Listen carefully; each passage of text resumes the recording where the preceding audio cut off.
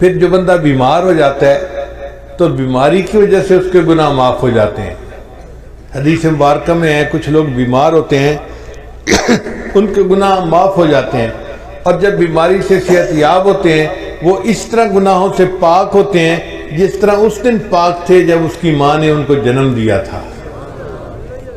بیماری کیا آئی؟ بندے کے لیے روحانی غسل کا سبب بن گئی۔ پھر دنیا میں کوئی پریشانی آتی ہے، مصیبت آتی ہے، بندے کو ٹھوکر لگے گناہ معاف، حتیٰ کہ اگر اس کا چراغ جلتا ہوا بجھ جائے تو اس پر بھی گناہ معاف ہو جاتے ہیں۔ تو اتنی چھوٹی چھوٹی پریشانیوں پر اللہ گناہ معاف کرتے ہیں۔ ایسے لگتا ہے کہ اللہ کی رحمت تل گئی ہے کہ میں نے اپنے محبوب کے امتیوں کے گناہوں کو معاف کر دینا ہے۔ پھر کچھ لوگ گناہ کر لیتے ہیں مگر اس پر توبہ استغفار نہیں کرتے۔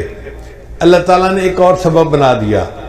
حدیث مبارکہ میں آتا ہے کہ اللہ تعالیٰ مچھلیوں کو، پرندوں کو اور چیونٹیوں کو حکم فرماتے ہیں کہ تم ایمان والوں کے لیے استغفار کرو۔ وہ مچھلیاں پانی میں، پرندے ہوا میں اور چیونٹیاں اپنے بلوں میں مومنوں کے لیے استغفار کر رہی ہوتی ہیں، اور یہ تو زمین کی مخلوق تھی۔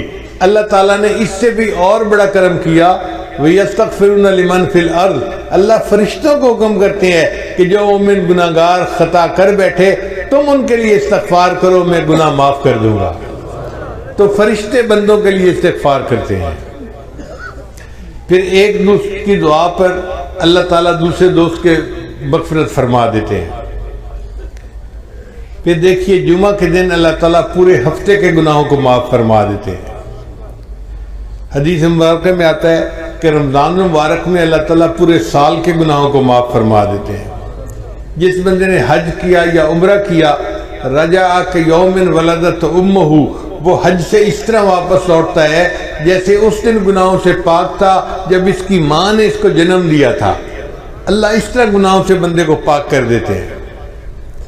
حدیث مبارکہ میں آتا ہے کہ جو عورت اپنے خامن سے حاملہ ہوتی ہے تو جس لمحے اس کو حمل ہوتا ہے زندگی کے پچھلے سب گناہوں کو اللہ معاف فرما دیتے ہیں۔ پھر وہ جب بچے کو جنم دیتی ہے تو بچے کو جس وقت جنم دیتی ہے دوبارہ اس کی زندگی کے سب گناہوں کو معاف کر دیا جاتا ہے۔ پھر وہ بچے کو دودھ دیتی ہے، پالتی ہے۔ اب یہ بچہ جب بولنے کے قابل ہوتا ہے، اگر یہ بچہ سب سے پہلے اللہ کا نام زبان سے نکالے، اللہ تیسری مرتبہ پھر اس کے زندگی کے سب گناہوں کو معاف فرما دیتے ہیں۔ تو اس سے تو پتہ چلتا ہے کہ اللہ تعالیٰ کی رحمت تل گئی ہے بندوں کے گناہوں کو معاف کرنے کے لیے۔ یعطیک ربک فترضی، اے میرے محبوب صلی اللہ علیہ وسلم، اللہ تجھے اتنا عطا کرے گا کہ تو راضی ہو جائے گا۔ ہمارے مرشد عالم رحمۃ اللہ اس کا ترجمہ یوں فرماتے تھے سمجھنے کے لیے کہ وَلَسَوْفَ يُعْطِيكَ رَبُّكَ فَتَرْضَىٰ، اللہ تجھے اتنا دے گا کہ تو بس بس کرے گا۔